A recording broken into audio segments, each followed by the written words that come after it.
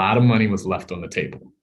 A lot of individuals in these different cultural communities were not engaged. Their businesses closed because we did not have direct engagement. So I'm thinking of women in our general population as a key to us rebounding and sustaining small business growth, and also making sure that that BIPOC community piece, I think the navigator systems that we're seeing throughout the country are totally important with us building actual communication, not to just drop a dollar in someone's hand and say, hey, we're here to just save you and your business right now. But hey, we want to build a regular traditional relationship that's centered around successful wealth building, which David mentioned. And then last but not least, I keep thinking of the perspective of how we look at engaging rural places. And I think, Kim, you hit the nail on the head, but I'll go a little deeper. In rural places, when we develop a business, like the breweries we're seeing all over the country that are going crazy, like that's the trend that I'm seeing most if we're talking about how to sustain themselves. But rural places, when they develop a business, it's not out of sheer, I just want to make a business. It's, hey, my community is lacking A, B, C, or D. I think I can fill that void, or I'm willing to step in a leadership role to fill that void. It's not far-fetched, because in rural places, what you find is individuals are called to lead because there's no one else to fill that void. The same is true with small businesses. So that's my answer in a nutshell, Jack. David, do you have something to add to that? I love it when Garry goes deeper. I was hoping, Garry, you'll eventually tell us a little bit about your background and your motivation as well. So for me, when I look at catalyzing economic impact, I look at my own journey as a small business owner and how hard it is, in spite of all the blessings I have and all the good fortune I have. It is incredibly hard to start a business on some of the most basic things. For example, access to capital. Like, I have a thriving business with really clear demand. Even if I walked into a bank to get a loan today, I'll be denied for a variety of reasons. A lot of these reasons are legacy, like they were made for the 1970s and 1980s in terms of risk tolerance and ability to repay and all these things. And I think that people are starting to get it, that we've seen, for example, the work that's happening in New Mexico with alternate access to capital, with Vanessa Roenhorst and others that are working in this space, to say there must be other markers, simple markers, like if you're using QuickBooks or if you've got an accountant, right? Things like that. Like, we've got to innovate, and we keep going back to these traditional models. And I feel like the movement is happening, but it's happening way too slow. For example, the Community Navigator program. I love the program and what it's meant in terms of putting money back into the community for building the trusted relationships. But that should have happened a while ago. And even if you look at the 7A loan now, the criteria for the 7A loan, most businesses will not qualify.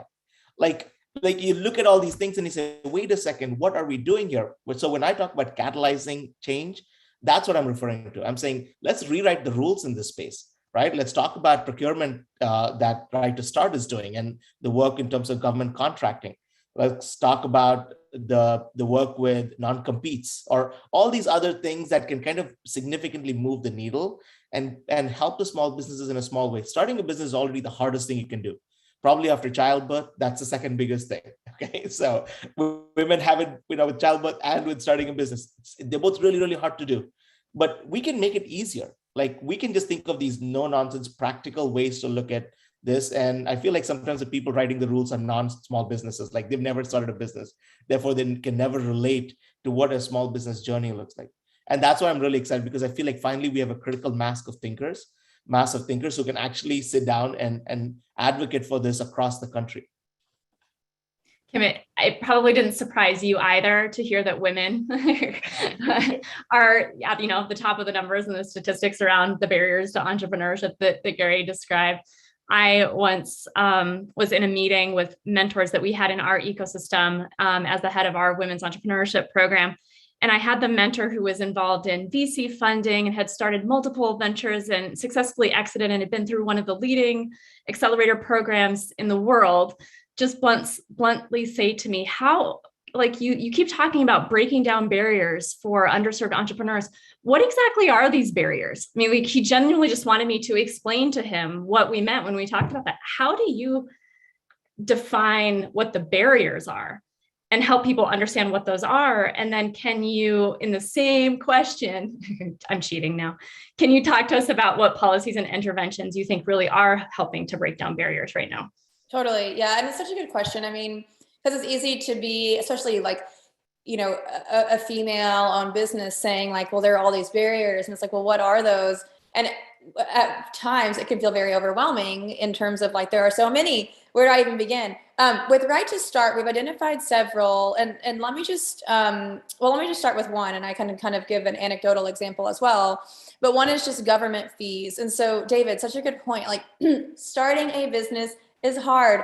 I have done it as well. And like, you would think that being in the space for so long, it would have been a cakewalk. But like, I'm like, if I had any difficulties at all, imagine somebody who has not been in the space wanting to start a business. It's so crazy. Like, we should be paying them to start jobs, to start companies, because they're creating jobs. And instead there are all these barriers. So government fees, licensing fees that it takes just to start are a big barrier. And the anecdote I'm going to share is part of Right to Start's model. Yes, we have this like federal work and the policy work that we're doing, but we also have an entire grassroots operation in which we identify what we call advocates, which are Right to Start. They're contractors of Right to Start around the nation. And they work at the very hyper-local level with entrepreneurs in their communities to identify the barriers that they specifically face. So what we have found is like for instance, in Arkansas, we have an amazing advocate. Her name is Damara Baker. And she met with a lot of entrepreneurs in the region and found many of them could not start a business because of the licensing fee in the city. B, many of them were Spanish speakers, and they found that many of the resources were not in Spanish, and so they couldn't access them. Like, there were like things that she identified that were not major things to change, but since they hadn't been identified, they hadn't been changed. So that's why it's such a good question that you're asking is, what are the barriers, which is the first step. So for instance, Damara, because she found this like saturation of problems that people had in common, she was then able to go to the city and make a recommendation to waive the business licensing fee for businesses in their first year.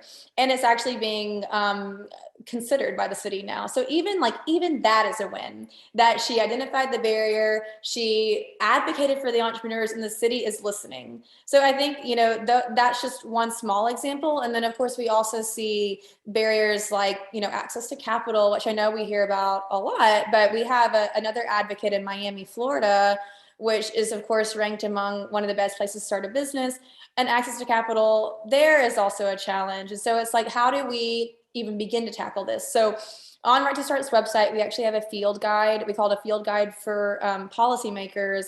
And the policy recommendations we have it separated to the local, state, and federal level based on who you're talking to. But I'm just going to run through a couple of them right now. So one is cutting tax hassles, which would mean allowing businesses to defer federal income tax deadlines or skip filing income taxes if the net income is below $5,000 or some other threshold, just to allow businesses to get that first, step on the ladder, because often they are crushed. I think any of us who have started a business know how hard tax season is as a small business owner, so different than a W-2 employee. So just helping them to just get past that first year and get their feet underneath them. Another is to rethink the local learning that we're doing in terms of redirecting 5% of workforce training and economic development funding to go to helping entrepreneurs starting new businesses. So things like WIOA funding, to make sure that that money can potentially go to entrepreneurs to help them with training and assistance needed. Another is early stage capital. Like I said, this is something we see a lot. We recommend, or at least propose, what if we were able to create unemployment, self-employment assistance programs to help displaced workers use unemployment benefits to start their own business? Like right now, that's not an option. So when you are on unemployment, you have to be seeking a new job or seeking a job at an already existing company. What if we flip the paradigm and you could use that funding to start your own company, which could then create more jobs in the future? And lastly, debt relief. So deferring student loan payments for Americans to enable them to take risks. Again, I think any of us who ever have had student loans know how crushing they can be. And when you have that type of debt, you can't take the same kind of risks you could otherwise. So if we were able to sort of redirect or rethink the way that, if we're able to defer the student loan payments or something like that for people starting a business, we could see a big change there as well. So those are just some examples of changes we could make that would foster a more opportunistic entrepreneurial environment. And I know that that's sort of all across the board, but there are things that we can do. I think that's the big takeaway is like, we've identified barriers and these are solutions. And Right to Start is constantly learning from entrepreneurs at the grassroots level to make sure we know what barriers people are facing. And we're constantly iterating to see what policies we could potentially introduce to help solve those barriers.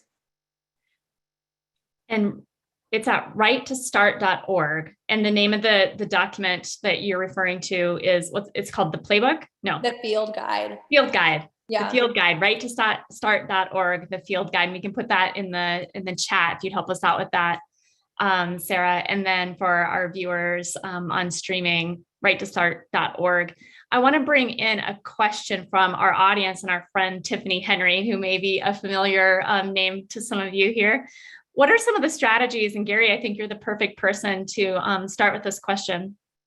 Some of the strategies for rural community champions to encourage startup activity when rural places are historically viewed as places for Main Street type businesses. How can you shift the narrative on what's possible in rural? Yeah, I think that's an excellent question. And some of it is tied to rural places being very modest about who they are and not really telling their story the way that maybe more urban places are more aggressive in that space. And so I think number one is having your rural communities be willing to articulate their story, where they sit, and the opportunities that exist there.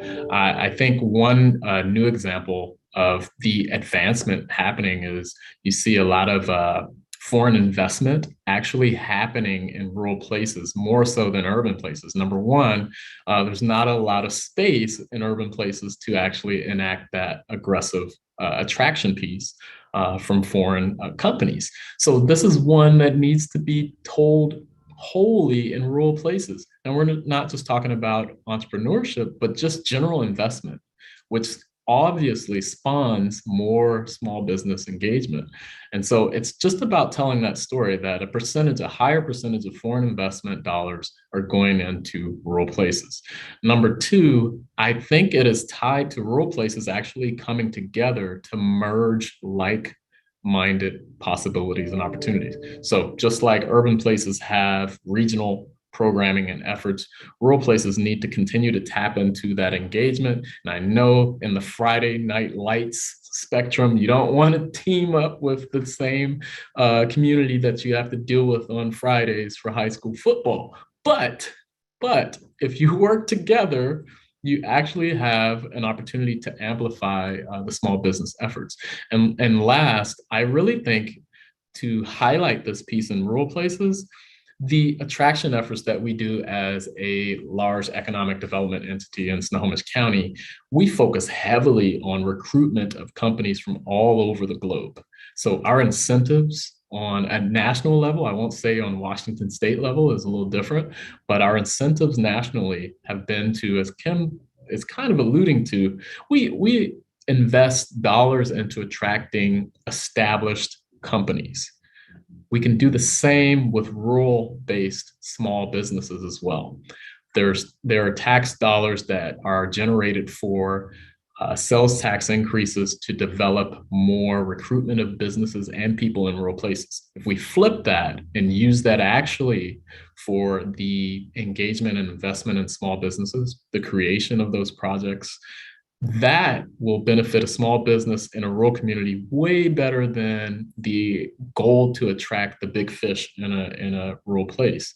Now, you have land, you have capacity, but you need incentives to go right back into these smaller businesses that can grow in rural places. Another thing that I think is tied to this is really whether or not, as I think Kim alluded to and David, are we being aggressive in developing statutory pieces of legislation that actually benefits rural places? What I see on a Midwest level before I moved to the West Coast was a complete battle between urban and rural as far as the legislative items go. So a lot of the rural goals and hopes were kind of thrashed and torn apart because they didn't have the numbers to push their legislative items. How do we change that? And how do we amplify those rural places? Our leaders need to know, and I think there's another question queued in there, Jackie, about that piece. How do we engage leadership on that front? I don't want to jump ahead here, but I think one of the key central things is, how are we telling our rural story? And I really want to allude to the point where NREDA is one of those organizations that I joined 6 years ago because I was the bow tie guy from an urban place, walking in feedlots with nice dress shoes and realizing that that was a bad idea, but also realizing that there was ingenuity in these rural places, that there was activity and advancement and growth. And we were just not telling our story. So long story short, it is messaging, branding. As you all have shifted your brand, I think it's a microcosm of what needs to happen in a lot of rural places. Kim, that question is absolutely for you. You've been so involved in Arkansas and in organizations like 1 Million Cups, shifting the narrative. What does that look like? And then to that broader question of what does advocacy look like? And what Tiffany was asking in her chat question was, when you're talking to policymakers about barriers, do you have to bring the solutions too? Like, train us on this advocacy question, Kim. Totally. Yeah. And I think that just goes back to Right to Start's mission of making entrepreneurship a community priority. That's not like a community priority in rural America or urban America. It's for all people. And I also just wanted to say, it's a good question about like scalable businesses in rural America. And I do think the nation is at a very interesting inflection point because so many things have had to convert to digital. And I know personally, I've talked to several business owners over the last 2 years who like had to change their business model because of COVID-19. And now all of a sudden they're operating in a much more scalable business model because they're virtual. So like, for instance, right now I'm sitting in Conway, Arkansas, which is rural by several measures. We have 65,000 people here, but I work with people all over the world, and so I think geography, the barriers that were once in place in terms of geography are so different today than they were 2 years ago. So, and I think that's a good message for rural America. It's like, just because you're in a small town does not mean you have to operate with the people in that area. You could stretch, you can grow virtually and digitally as well.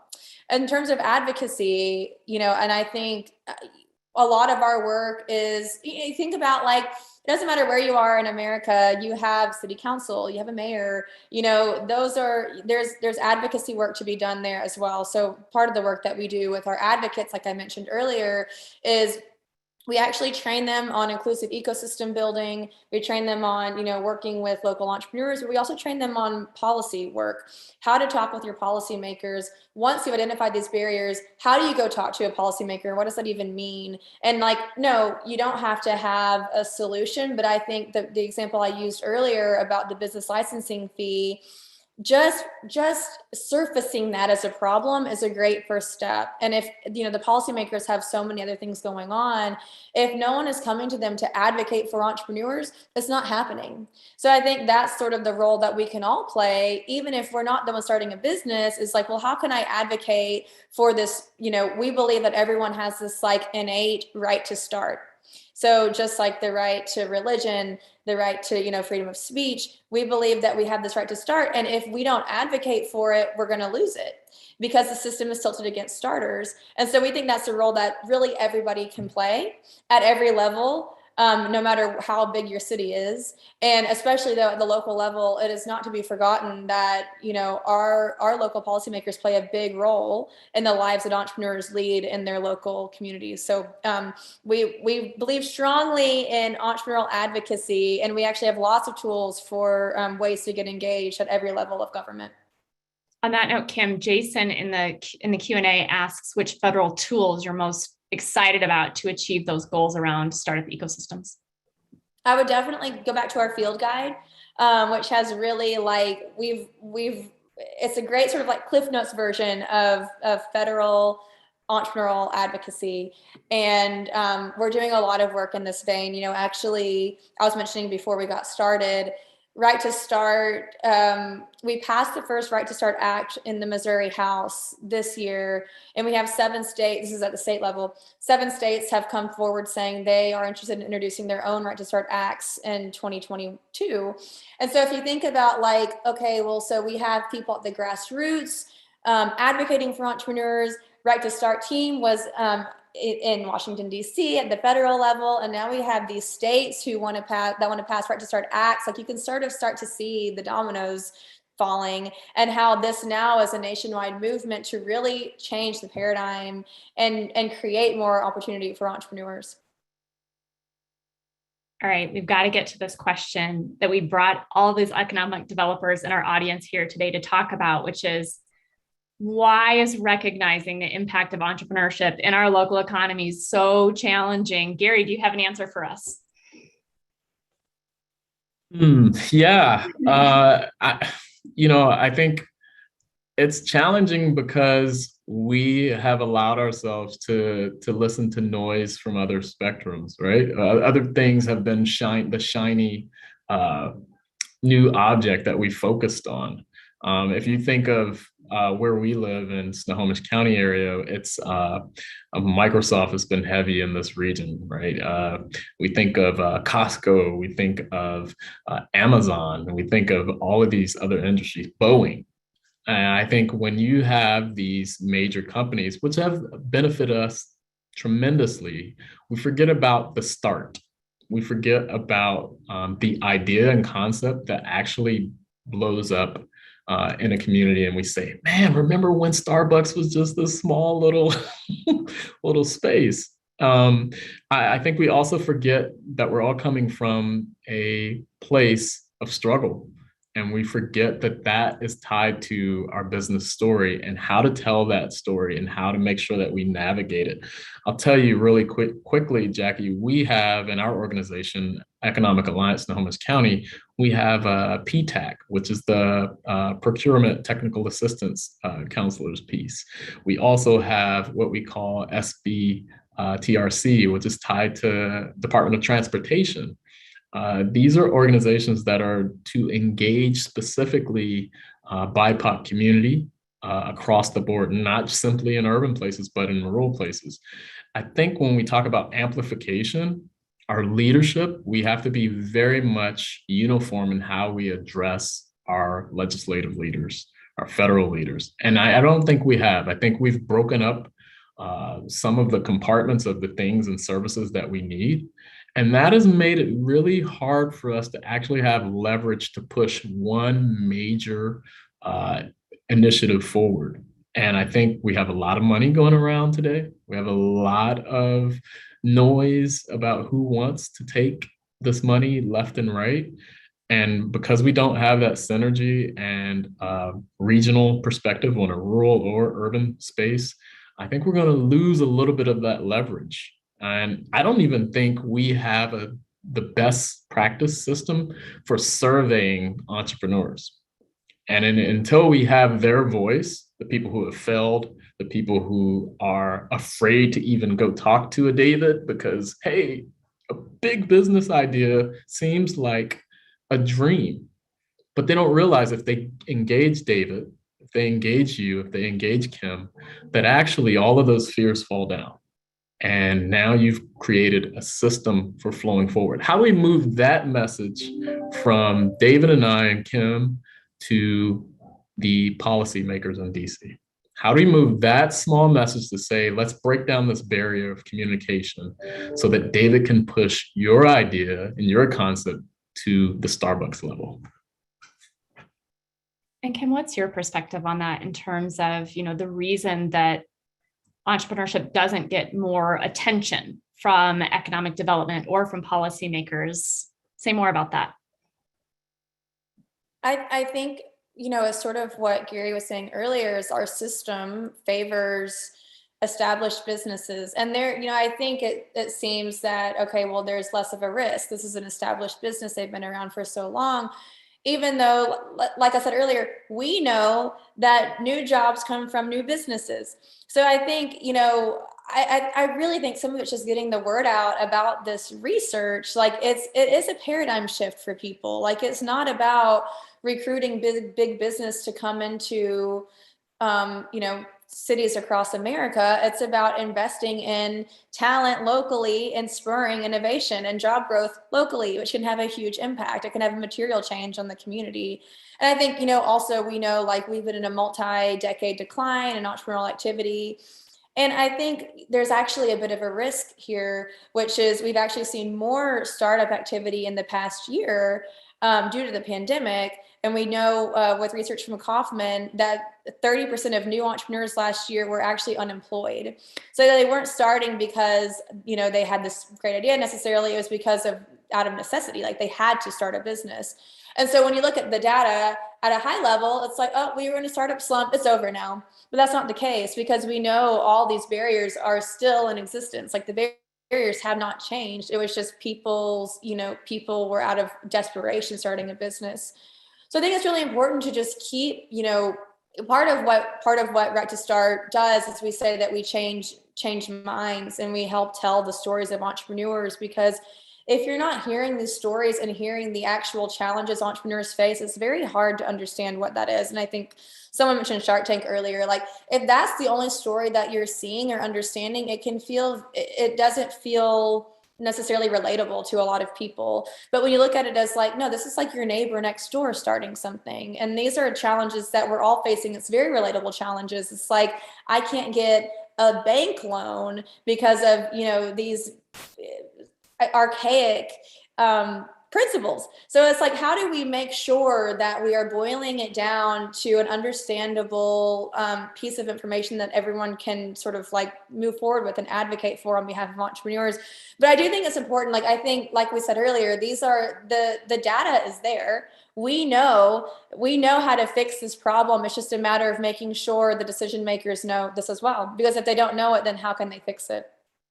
And David, I know from hearing everything that Kim and Garry have said that oftentimes you're on the front lines of this question with economic developers that call us wanting to talk about their small business community and the data problem, the data question, the ROI question. Can you talk a little bit about like how are communities thinking about that ROI question in terms of is what we put into developing a small business community and the ecosystem idea, do the means justify the investment? What does that conversation look like for you these days? Yeah, I'll say first thing, I think we all have to become great storytellers. Garry, we might need to set up some time with you and just start learning how to maybe do it in prose form or poem form, whatever it is. We got to become great storytellers. I think we're leaving way too much on the table in terms of the impact these businesses have on these rural communities that we're not telling the story. Also, I think there is so much going on in rural that I think rural economic developers now need help. I was talking to somebody in Alabama in a rural community where I think this is a story that's across the country where rural is attractive now because when there's broadband penetration, people can work from anywhere, like Kim said. And so you don't have to relocate. In fact, there are people coming in, working for big companies that want to relocate to rural to have a better quality of life. Let's leverage that, right? Get better infrastructure, get better ways to message this great place to live, etc. So I think storytelling is one. I think the second thing is that I think we need to get more granular with the data.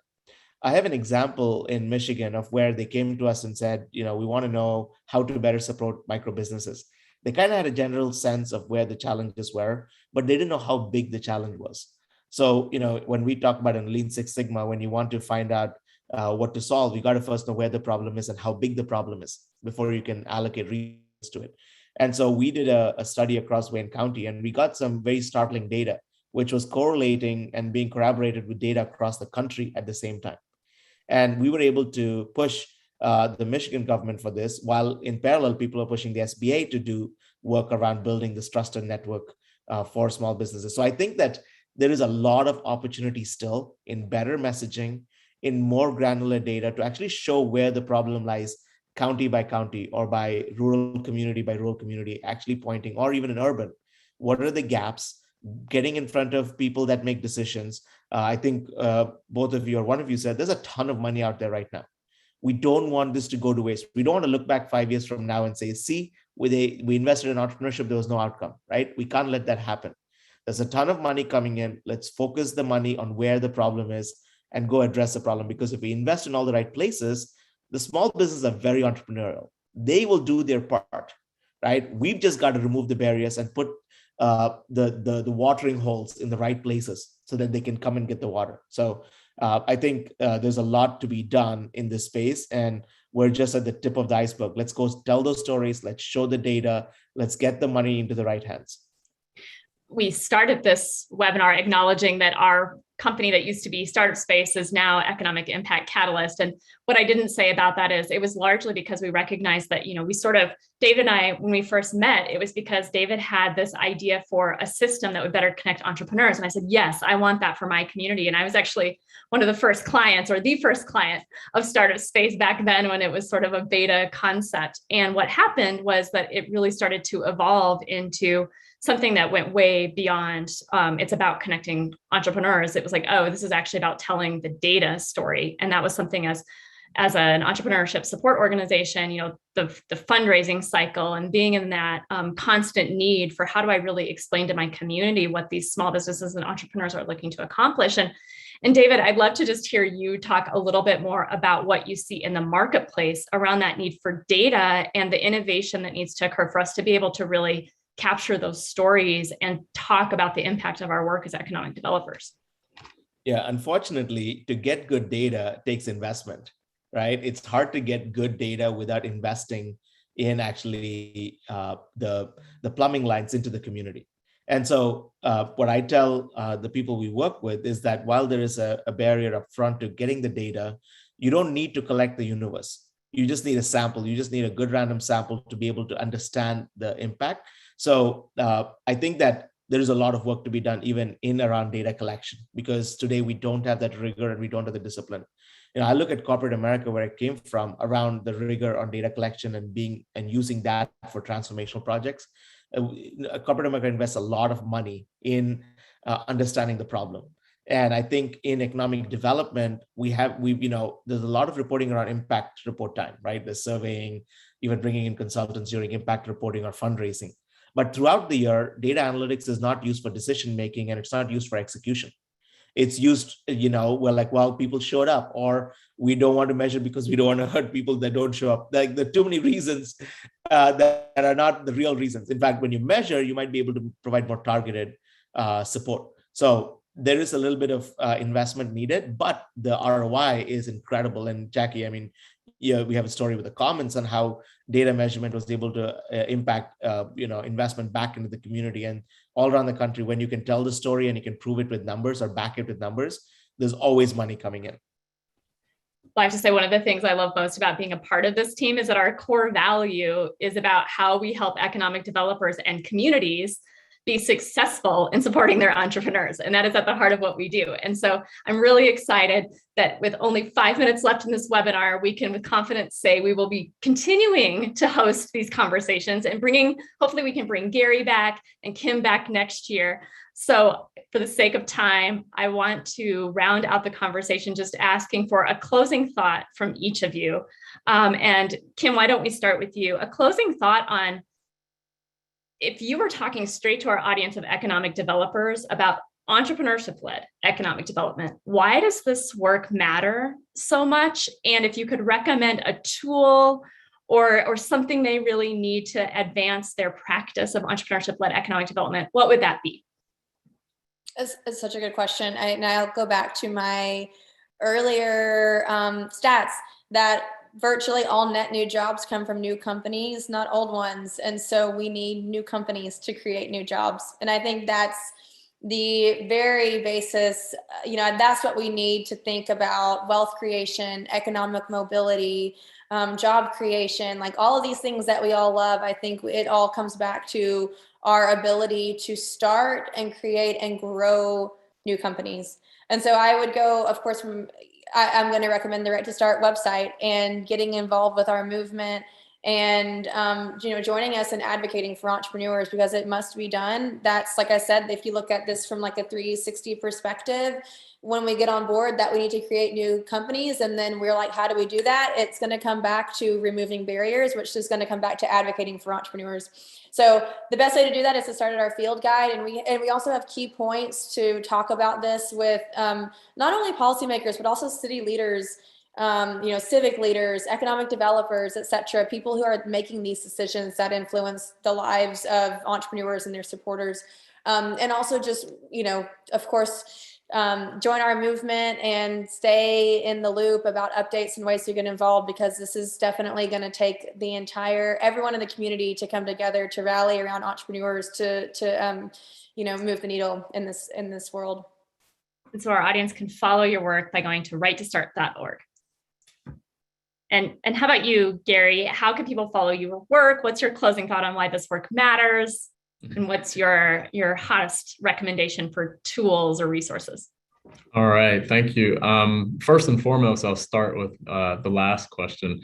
I really think that economic developers have to think about the best way to get our leadership on a county, city, state, federal level to more succinctly think about the engagement and impact of a small business versus a major landed project. That is really the major barrier between economic development entities actually diving into small business work, is because we are being pushed and measured by the large landed projects. So we can shift that narrative a little bit, use some of Kim and David's stats to show that. I think that's where we have the cream.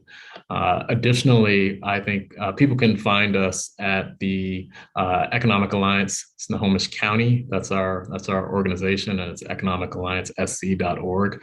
But I'm also here as a proponent of rural communities all over. So nreda.org is where we can all come together, those of you who are in rural America, and band together with the 400 plus members across the country.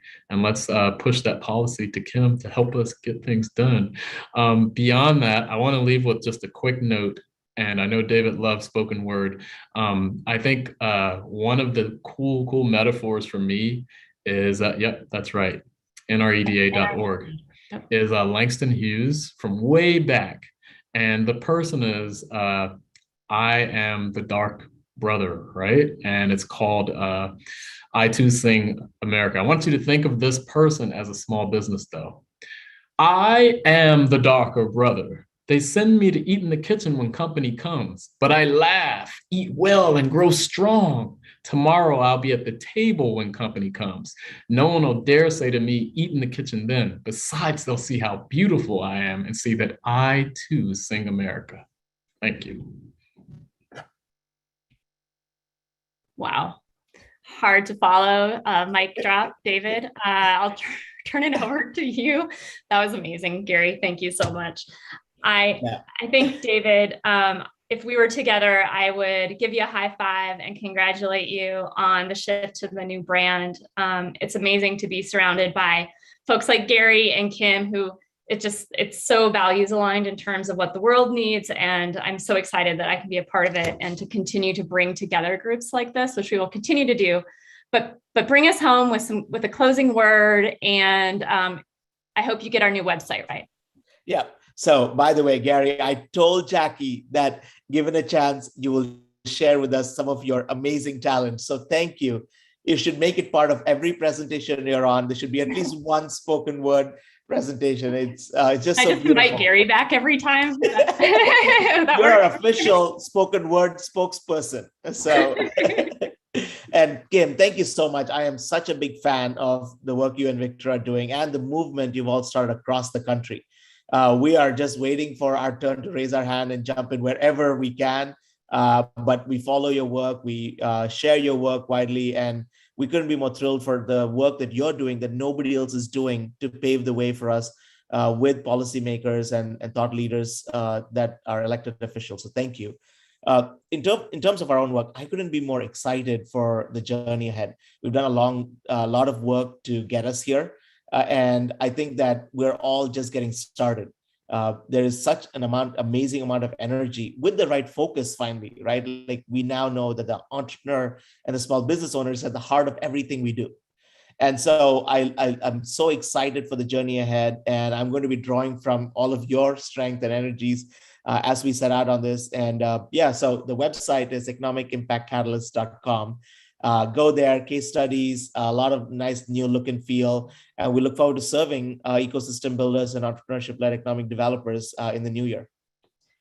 On that website, we also have a link page for the Catalyst Network. And we're excited that we have a resource compass that will be coming out later this week that includes Right to Start and NREDA and a lot of other amazing resources specifically for entrepreneurship-led economic development. So we'll be sure to share that. On behalf of the entire team at EIC, thank you. Thank you to Kim and Garry and you too, David. We hope to have you back on Wednesday. This Wednesday, December 8, 11 a.m. Eastern, we're going to continue the conversation with leaders from the state of Michigan, Greenville, South Carolina, and the National Association for Community College of Entrepreneurship. Same question about how we recognize the impact of entrepreneurship in our community. That link will be in the chat and is on our website. And please do join our Catalyst Network if we don't see you on Wednesday. We'd love to see you there. Nominate speakers through that form. And thank you to my team who's behind the scenes, our catalyzers who are helping to produce today's webinar. So take good care, and we hope